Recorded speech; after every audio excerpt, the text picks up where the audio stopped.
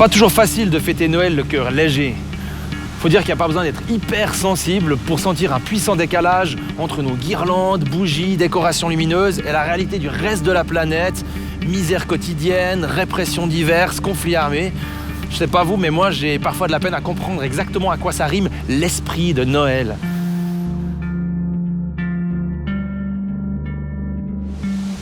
Dans l'histoire de la naissance du Christ, il y a un truc qui me révolte tout particulièrement. Je parlais du massacre des nouveau-nés. Vous vous rappelez pas? Mais si, Hérode, le roi de l'époque, est informé par les mages de la naissance d'un futur chef. Alors bon, comme un peu inquiet de ce concurrent potentiel, il s'informe, il fait sa petite enquête et on lui confirme l'information par le biais d'une prophétie qui annonçait justement à Bethléem la naissance d'un leader qui prendra soin de son peuple. Et puis il y a les rois mages qui, pour éviter de donner suite aux manigances d'Hérode et pour protéger l'enfant, vont pas retourner vers lui. Et quant à Joseph, le père officiel de Jésus, il part le cacher pendant plusieurs années en Égypte. Seulement voilà, Hérode explose et envoie massacrer tous les enfants de 2 ans et moins à Bethléem, là où Jésus est né. Et là, je me remets toujours pas de l'idée qu'au tout premier Noël, on liquide toute une série de nouveau-nés sans que Dieu s'y oppose. C'est quand même incroyable de penser qu'à la naissance de celui qu'on appellera ensuite le prince de la paix, la violence humaine puisse se déchaîner pareillement et que Jésus soit le seul heureux survivant de l'histoire. Il est où Dieu là? Il fait quoi? Puis bon, ça fait 2000 ans, mais il me semble que ça a vraiment pas beaucoup changé aujourd'hui.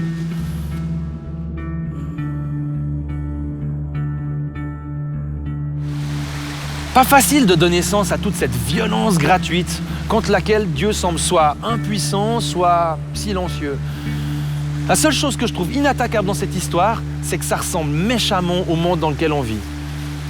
Hérode, c'est au fond qu'un tyran comme les autres, un type qui s'accroche à ses privilèges, qui a peur et qui cherche avant tout à sauver sa peau.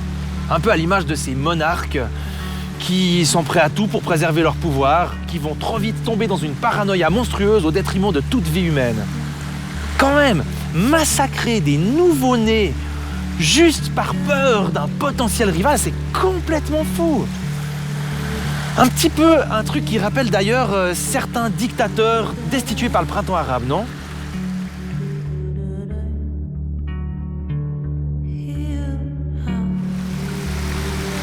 Instrumentaliser la religion. Un truc vieux comme le monde. Vous vous rendez compte, Hérode va demander aux mages d'être informés sur cet enfant pour aller lui rendre hommage. En d'autres mots, pour lui rendre un culte. Un culte. Mon œil, ouais.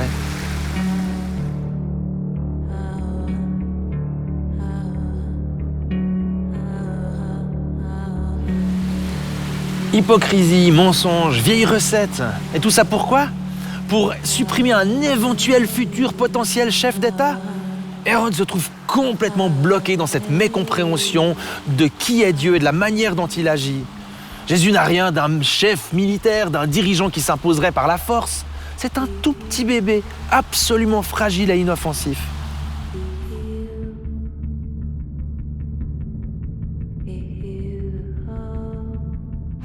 Non, le royaume de Dieu, c'est un truc qui se joue à un tout autre niveau. D'ailleurs, si Dieu reste scandaleusement silencieux face au massacre des nouveau-nés au tout premier Noël, c'est en son propre Fils qu'il s'offrira plus tard sur la croix pour la réconciliation de l'humanité tout entière. Non, sauver sa peau au détriment des autres, ça n'est pas le genre de Dieu et ça n'est définitivement pas ce qu'il attend de nous.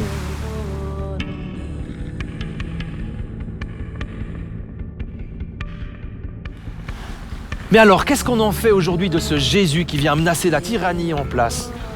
Je comprends bien qu'il fasse froid dans nos contrées à cette période de l'année et que le réflexe de repli soit des plus naturels. Mais au fond, est-ce qu'il n'y a pas aussi un peu un Hérode qui dort au fond de chacun de nous et qui se méprend souvent sur ce que Dieu veut venir bouleverser ?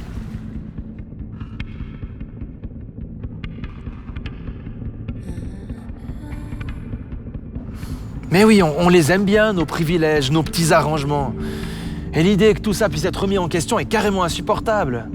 Et pourtant, Noël, que l'on fête à grands coups de cocooning familial, C'est la naissance de celui qui vient tout chambouler de ses valeurs et nous proposer un tout autre chemin de vie, basé non plus sur l'envie de conserver son petit confort personnel, mais sur une générosité totale, une place pour la fragilité et une vraie non-violence comme celle du Christ.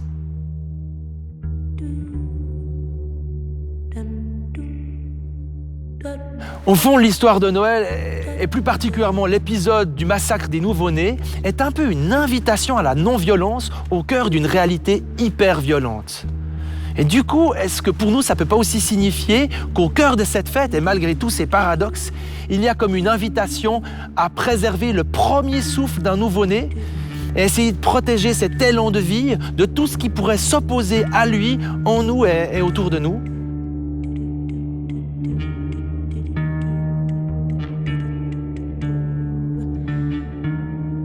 Ah, c'est sûr, on ne va pas changer le monde du jour au lendemain.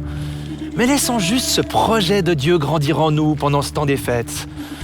Ce je ne sais quoi qui nous fait mettre notre pouvoir au service des autres plutôt que pour sauver notre propre peau. Et puis je sais pas, ce sera peut-être l'occasion d'une colère à dépasser, d'un coup de fil à passer ou autre chose, peu importe.